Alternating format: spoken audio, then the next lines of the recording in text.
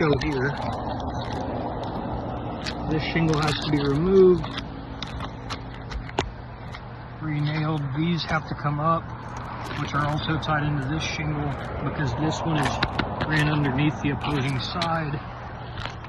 These shingles have incurred damage and granule loss and holes that cannot be reused. I will try to remove this shingle as well in an attempt to prove these shingles are embedded into this, these nails are embedded into this shingle, and as you can see, in order for me to get to that nail, I have to unfortunately cause damage and granular loss to that point. I then have to go here and break that strip, which has now delaminated the tar line from that shingle. It's a Tamco.